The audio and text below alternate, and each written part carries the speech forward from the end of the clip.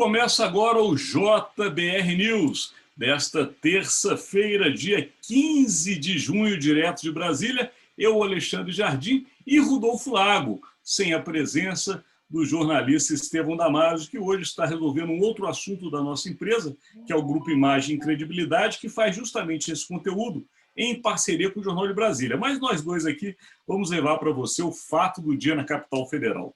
Rodolfo, a gente tem visto aí, estamos acompanhando desde mais cedo, lembrando aos nossos seguidores que o depoimento da CPI da Covid, que é o que estamos acompanhando, que é o principal fato do dia, houve hoje o ex-secretário de Saúde do Amazonas, porém o depoimento ainda não acabou. Agora nós estamos no início da tarde, pouco antes de 2 da tarde, e vamos acompanhar. Mas já deu para tirar muita informação do que foi dito. Aliás, informações, Rodolfo, que a gente nem esperava obter, porque até ontem a gente tinha até uma expectativa que talvez o secretário nem viesse. Não só ele veio, como tem revelado situações muito preocupantes. Eu vou até, já que estamos sem Estevão Damaso, se me permite, eu vou construir um pouco de um raciocínio, Rodolfo, que é justamente aonde a CPI está chegando nesse momento. A gente falou um pouco disso ontem, a gente deu uma preparada no que seria a semana, já com ênfase nesse depoimento, se houvesse, que é o que está acontecendo, e nele ficou muito claro o seguinte: houve, de fato, um fato grave, é muito grave.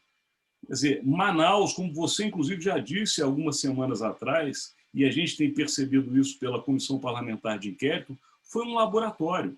Mas um laboratório para se tentar fazer uma coisa gravíssima. Porque quando a gente fala que uma vacina não pode ser aprovada no Brasil, porque não passou no nível 3 de testes, isso pode causar mortes, a gente fala, pô, é uma justificativa que realmente tem lógica.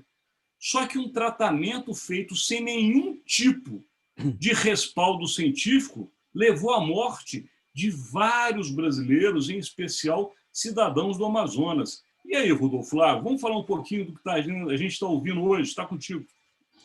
Pois é, Alexandre, eu acho que esse é o ponto mais forte, mais grave aí desse depoimento que a gente está tendo hoje aí do secretário, do ex-secretário de Saúde do Amazonas, o Marcelos Campelo, né? Campelo. Marcelos Campelo. Que é isso, né? Quer dizer, hoje ele deixa claro, ele falou claramente, né, que realmente ali se instalou de fato esse laboratório, do tratamento precoce da Covid com essas medicações que não têm eficácia comprovada.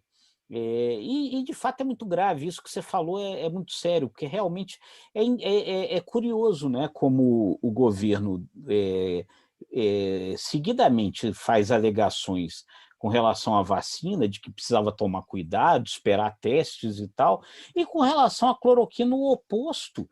Ele disse que, então, desde o final do ano passado, havia já avisos da White Martins, da empresa fornecedora de oxigênio, de que poderia haver problemas no abastecimento de oxigênio. E nada ali foi feito. Aí, no dia 4 de janeiro, Alexandre, no início do ano, a doutora Maíra Pinheiro, a conhecida já por todos aí como Capitã Cloroquina, vai a Manaus para uma reunião, né? Desculpa lhe interromper, uma notícia de pouco tempo atrás. A Capitã Cloroquina tomou a vacina da Covid. Interessante, como a prevenção acabou levando a vacina, não é verdade? Mas vamos lá, continua. Tomou a vacina e foi super criticada aí pelos bolsonaristas nas redes por ter feito isso. Mas, enfim, voltando, ela no dia 4 de janeiro vai lá a Manaus e faz uma reunião com o secretário, com o governo do Amazonas, aonde, de fato, essa reunião é o início, é o pontapé inicial desse laboratório, desse estranho laboratório da cloroquina. Depois o governo do Amazonas contrata 200 mil comprimidos para o uso no tal tratamento precoce, e a utilização, o lançamento lá em Manaus, né, segundo o próprio secretário, do tal aplicativo Tratikov, né? aquele que uns dizem que ele não entrou, foi hackeado, não sei o quê, mas ele estava no curso das coisas que a doutora Maíra Pinheiro tratou nessa reunião lá. E esse tratamento, esse Tratikov é incrível, né? Porque qualquer reação, qualquer sintoma que você tivesse ali, né, Alexandre, de espinhela cair da unha encravada, ele indicava cloroquina para tratar, né? Então, isso que eu acho, isso é grave demais, né, Alexandre? Enfim, você criou um terreno no Estado e aí isso provocou uma tragédia, pelo menos, vamos dizer, colaborou para provocar uma tragédia onde várias pessoas morreram. Quer dizer, você ignorou os alertas de falta de oxigênio, você apostou tudo num tratamento sem eficácia, mais grave, depois aí até os próprios governistas, mas o problema lá no Amazonas foi que eles passaram a dar doses acima do recomendado de cloroquina, eles passaram a fazer nebulização de cloroquina, mas eles passaram a fazer isso como? Quem é que autorizou isso, né? E aí está claro o seguinte, o pontapé inicial disso foi no dia 4 de janeiro, quando a Maíra Pinheiro foi fazer essa reunião, e ali esse laboratório macabro se iniciou. Ficou muito claro, assim, eu pelo menos tenho visto dessa maneira, Rodolfo, e a sua avaliação é importantíssima para os nossos seguidores, mas eu tenho visto uma questão que assim, é dura de se falar, mas ela é real. Eu não tenho nada contra as Forças Armadas brasileiras, nem do resto do planeta Terra. São todas excepcionais. Eu tive o privilégio de conhecer a AMAN, passei uma semana na Academia das Agulhas Negras e realmente são pessoas muito bem preparadas. Mas, no conceito de guerra, pode-se fazer testes. O militar tem isso na sua cultura militar. Nas culturas militares, quando se vive um processo de guerra, se permite fazerem testes, inclusive de laboratórios. Isso é comum em várias guerras que aconteceram pelo mundo. E o pensamento do presidente é um pensamento que vem dos militares, e talvez isso tenha se agravado. Agora, o problema é ele insistir num tratamento que não teve nenhum tipo de respaldo científico. Porque se tivesse pelo menos alguma coisa que mostrasse que, de fato, as pessoas estariam sendo não contaminadas, valia a pena insistir. E eu lembro para você de um documento que saiu ontem, Rodolfo, um documento sério, grave, no qual o ministro, na época da Saúde, justamente o Eduardo Pazuello, tentou entrar em contato com o presidente da OMS, ou o chefe da OMS, que é tão conhecido hoje, a gente vê ele todos os dias, o Tedros Adhanom, e pedindo justamente uma conversa em reservado, e aí já vem uma pergunta, para mostrar os avanços do tratamento preventivo no Brasil. Então, isso demonstra que parece que o governo brasileiro, entre as paredes, imaginou fazer de Manaus um laboratório de fato para apresentar para o mundo a teoria. Nós conseguimos prevenir a Covid. Só que neste laboratório, milhares de pessoas morreram. Pais, mães, filhos. Isso é de uma gravidade, isso, Rodolfo, é de uma gravidade imensa. A CPI, se caminhar por esse lado, o crime de responsabilidade é difícil de não acontecer. Mas o que você acha? Não, sem dúvida, acho que você está corretíssimo, né?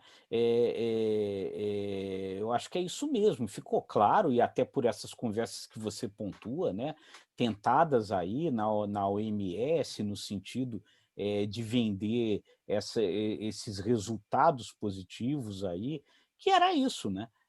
Imaginava-se o Amazonas, imaginava-se Manaus como um laboratório no qual enfim, aí pelo que a gente vê, eles acreditavam, imagino que eles acreditavam que os resultados seriam outros, depois eles chegariam e diriam, olha, estão aqui os resultados que mostram a eficácia desse tratamento. Só que isso falhou tragicamente, a verdade é essa, né, Alexandre? Não foi isso o que aconteceu em Manaus, muito pelo contrário, né? Porque aí também se somou a omissão de outras coisas, né? Manaus acabou sendo um somatório de tudo o que existe de negativo com relação a essas questões, porque ali houve também desvio de recurso, houve corrupção, né? houve omissão na questão da compra do oxigênio, da reposição. Só se apostou na tal da cloroquina. A única coisa na qual se apostou era a cloroquina, e ela não deu certo. E aí, diante desse cenário lá trágico do Amazonas, fica muito, muito, muito difícil continuar se sustentando os argumentos favoráveis a esse tal tratamento precoce, porque aonde ele foi testado, ele falhou tragicamente, né? Eu posso estar sendo precipitado, mas eu acredito que o Eduardo Pazuello, até já falei isso alguns conteúdos atrás, até pela frase, né, que se tornou pública dele, manda e obedece, ele cumpriu o que foi colocado para ele como um roteiro. Ele cumpriu como um soldado obediente à determinação do comandante. Mas a ideia, ao que eu imagino desde agora, e para este momento de hoje do depoimento do ex-secretário ficou mais claro, é que, de fato, havia sim um planejamento estratégico nacional, que é grave, de se usar uma cidade brasileira, um estado do Brasil, como laboratório para um tratamento sem nenhuma comprovação. E detalhe, com as mortes que ocorreram. Porque se você faz um teste sem mortes, é uma coisa, mas muitos brasileiros morreram. Isso é muito grave. Isso é muito grave, Rodolfo. Mas vamos lá. Estamos chegando naquele momento final. A gente está sem Rodolfo, sem Estevão, e a gente acaba conversando muito aqui, né, Rodolfo? Mas chegamos naquele momento da aposta. E aí temos que falar também para os nossos seguidores o que a gente está imaginando para amanhã. Então está contigo. Bom, amanhã a gente tem um outro depoimento que deve ser bastante explosivo, né, Alexandre? Vai depor o ex-governador do Rio de Janeiro, Wilson Witzel, né? Assim, aparentemente, esse tá aí pode ser o depoimento que os governistas esperavam, né? Porque o governador Witzel, ele sofreu um processo de impeachment no Rio de Janeiro justamente por denúncias de desvio de recursos do tratamento da Covid, ou seja, exatamente na linha do que o presidente afirma que aconteceu, os governistas afirmam que aconteceu. Agora, tem uma coisa aí, né, que eu acho que a gente deve considerar. Talvez lá no Rio, em todo o processo de impeachment, o governador Witzel não tem encontrado em nenhum momento um ambiente para dar a versão dele de que ele é vítima de uma armação política, né? Eu não sei se talvez amanhã na CPI, que tem uma maioria oposicionista, ele acabe talvez encontrando esse ambiente. Vamos ver, mas enfim, é uma possibilidade, né? Eu acho que a sua aposta tem tudo para acontecer. Eu acho que o Witzel vai usar bem aquele espaço dentro das limitações que ele tiver, até porque ele já sabe como é que o jogo funciona. Depois do que ele passou, ele já conhece bem a política. A minha aposta, Rodolfo, é mais sobre esses bastidores de Brasília, coisas que às vezes a população, de modo geral, não toma conhecimento, mas para nós faz muito sentido acompanhar, porque é justamente nas entrelinhas que se entende o texto. Né? O vice-presidente Hamilton Mourão resolveu reclamar com a imprensa. Já é uma atitude fora do normal, né? Quando o vice-presidente reclama que não foi convidado para uma reunião ministerial, que se tratava do auxílio emergencial, que se reuniu os demais auxiliares, e ele nem ao menos foi convocado, ou convidado, ou avisado, ele saiu hoje com uma reclamação que a frase é ótima. Abre aspas. Não fui convidado, sinto falta. A gente fica sem saber o que está acontecendo. É importante que a gente saiba o que está acontecendo, né? Paciência, c'est la vie. Frase francesa que diz assim a vida. De qualquer maneira, mostra que a gente conhece bem na história do Brasil, com exceção, inclusive, que vale a pena a nossa homenagem, Rodolfo, ao ex-vice-presidente da República, ex-senador, ex-deputado federal, Marco Maciel, que infelizmente se foi, mas era um grande quadro, inclusive da direita brasileira. É importante que se saiba e que se fale como pode se trabalhar muito bem, independente de que lado se apoie.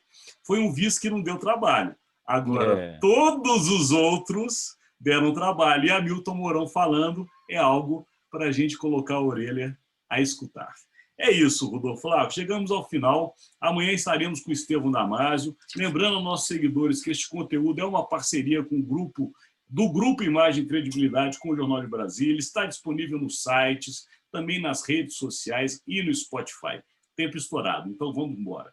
Um abraço, meus amigos. Tchau, gente. Um abraço. Até a próxima.